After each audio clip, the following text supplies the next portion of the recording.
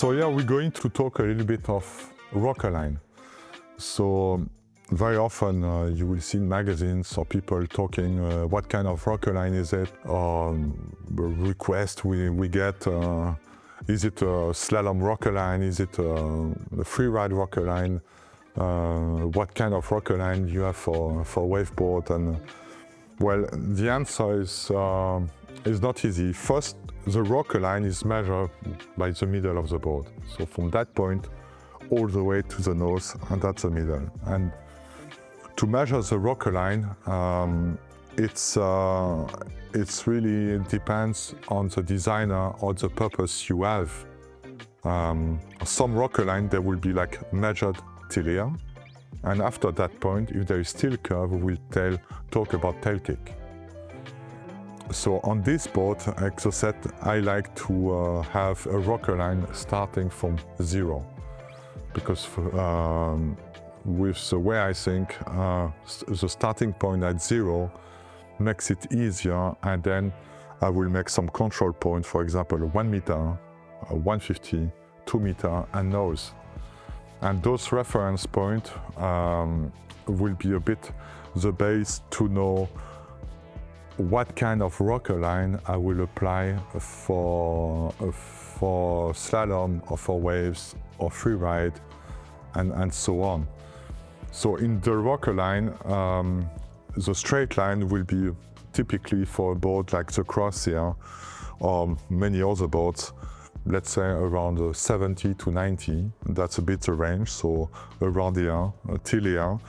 And that line will be flat. So your 0 point will be flat.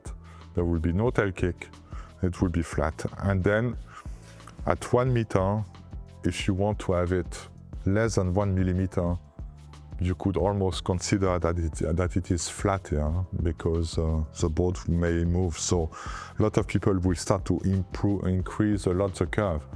The point of reference will be very often at 150. So 150, that's the point on waveboard we'll put very low. So we will start to go down maybe 3 centimeters, maybe 4. It depends really on what style of boards the rider is looking for. So at 2 meters, you will have pretty nice and even curve. And about the kick in the nose, kick in the nose is very helpful to take off. So if you put quite a bit of curve, it will be easier to take off because the resistance will put the board on the plane quicker. If it's a very flat rocker, the board, once you're on the plane, is nice, but the takeoff is a little bit more tricky. You will have to stand a little bit more back. So what board, for example, would have the most rocker-line? Well, which is strange enough, it's a foil board. The foil board has huge amount of curve in that area. We still use a straight as a base, and it's a bit like a cursor. We move it back and forth depending on the program. Really, the point of attention is always the point at 150. Can be 140, 130. That's the point of reference for other shaper. In my case, it's always 150. So rocker-line is essential.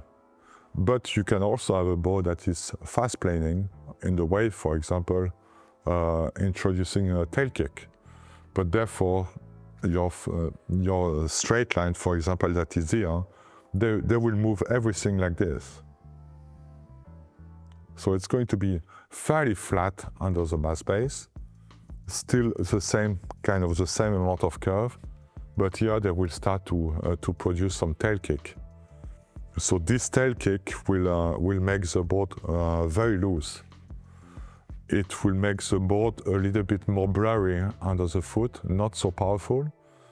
Just because when you have a flat, the water exit is very clean. While when you put tail kick, you will have to make a little bit more fancy bottom with either some concave, double concave, to tame a little bit the effect of the tail kick. So tail kick is not something I really like to put on Exocet boards. It's just because it's very hard to control. For several reasons, you have a lot of reinforcement here of fiberglass for the box, for the to hold the board, and when you put some tail kick, it's hard to measure a curve properly. It's always very easy to dedicate a straight line that is either 50 centimeter or 90 centimeter. So the control point, in my opinion, it's better to have something you decide with a long or short flat, and then you create the curve that you want to have. That's about the rocker line today.